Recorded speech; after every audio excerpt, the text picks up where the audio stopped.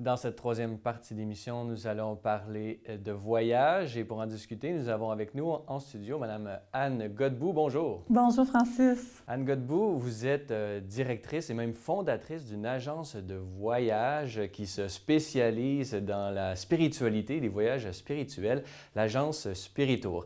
Alors, pouvez-vous nous parler un peu là, de cette agence, peut-être de l'histoire de sa fondation? Là? Alors, pouvez-vous nous dresser un portrait là, de Spiritour?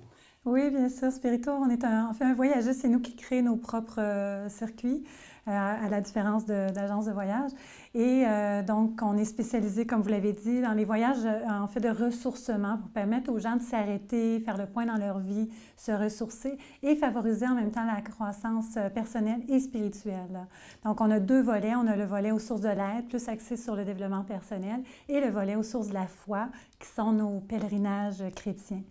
Ça fait 16 ans qu'on est en opération. Et j'imagine dans ces 16 années où vous avez voyagé énormément et justement, ces voyages que vous avez pu expérimenter accompagnés de milliers de personnes, vous avez décidé de le mettre sur papier puisque vous êtes l'auteur, co-auteur et directrice du projet de ce beau livre intitulé « Voyages spirituels, 50 itinéraires de rêve autour du monde » publié aux éditions Ulysse. Alors, j'aimerais qu'on discute de ce beau livre ensemble. Alors, parlez-nous un peu de l'intention que vous aviez là, en publiant cet ouvrage. Oui, alors on voulait surtout inspirer des gens à faire des voyages spirituels.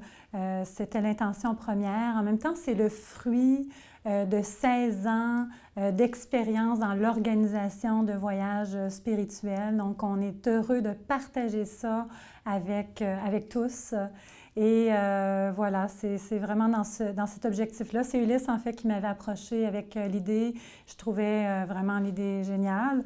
Et bien sûr, ça rejoignait mes intérêts. Donc, ça a été un gros travail, là. On a travaillé fort avec la co-auteure Catherine Agostini. Donc, on a rédigé ce livre-là avec, en fait, beaucoup de collaborateurs. Ça avait vraiment été une œuvre collective, là, un travail d'équipe, parce que plusieurs partenaires, collaborateurs qui nous ont aidés. En fait, au fil des ans, on a repris des itinéraires qu'on avait faits avec Spiritour et on les a juste revisités pour avoir un format donc, présentable sur papier.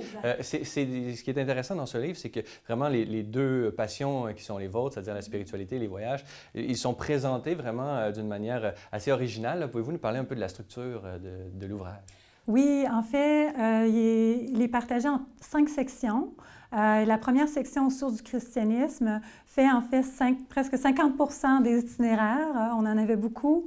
Et ensuite, il y a 4 autres parties, donc les spiritualités orientales, méditation et bouddhisme, hindouisme. Et on a aussi la culture et spiritualité, les spiritualités autochtones. Et finalement, les voyages de marche spirituelle, donc des pèlerinages comme Compostelle, comme le Sentier d'Abraham en Palestine, comme de la marche dans le désert du Sahara. Donc, plusieurs idées. Oui, aussi, oui. En fait, lui, dans les pèlerinages, mais oui, ça fait partie aussi. Le tourisme, on le sait, c'est vraiment une industrie énorme là, dans le monde aujourd'hui.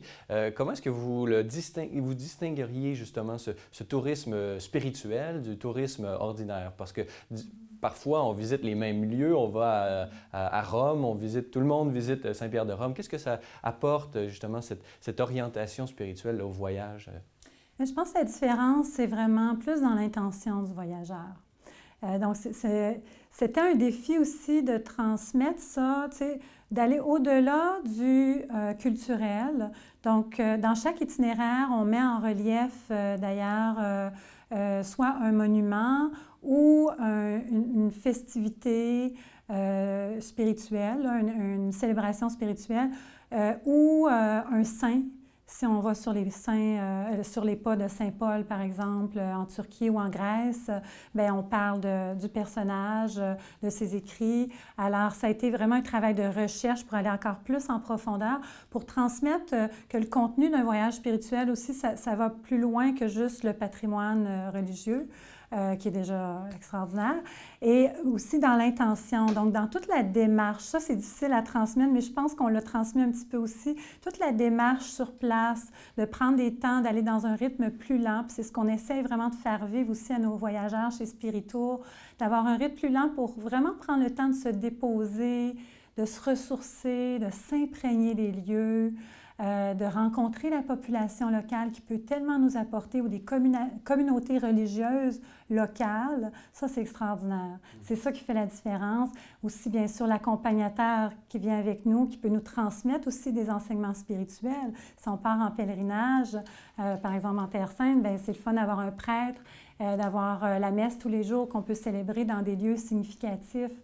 Ça fait toute la différence également. Pouvez-vous nous dire, bon, ce livre, on fait vraiment le tour du monde, comme on dit, mais vraiment vers la fin, je crois à la page 150, on se retrouve en Gaspésie. Alors, on a un espace vraiment dédié au Québec. Pouvez-vous nous parler un peu de la Gaspésie? En quoi c'est un lieu de pèlerinage ou un lieu vraiment de voyage spirituel? Oui, alors ça, c'est un circuit qu'on a monté avec Spiritour dans les premiers temps, puis qu'on continue. On avait un groupe encore cet été qui est parti avec l'abbé Victorien Lévesque.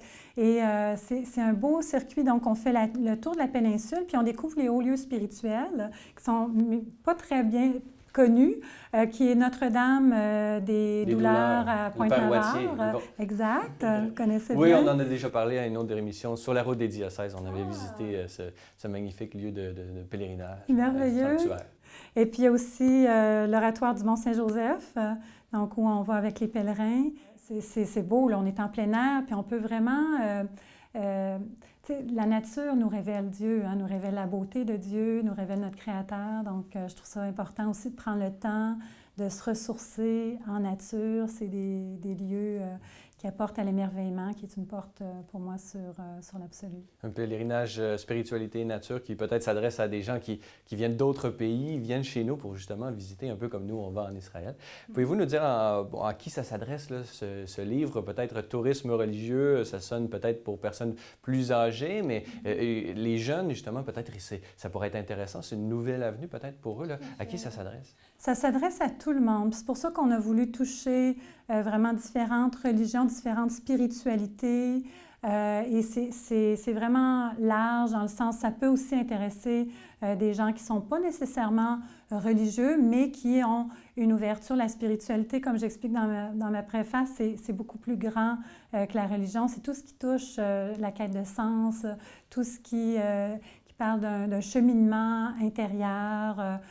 Donc, voilà, on invite tout le monde à faire ce cheminement, à découvrir notre patrimoine qui est vraiment merveilleux, notre patrimoine religieux et tous ces chemins spirituels de l'humanité. Voilà.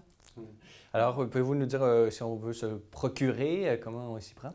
Oui, alors c'est possible soit en ligne sur le site de Ulysse, donc www.guideulysse.com. Et vous pouvez aussi l'acheter dans toute bonne librairie. Et on peut également vous visiter sur le site de Spiritour. J'imagine que vous avez des pèlerinages à venir. Oui, bien sûr. Vous pouvez nous visiter au www.spiritour.com.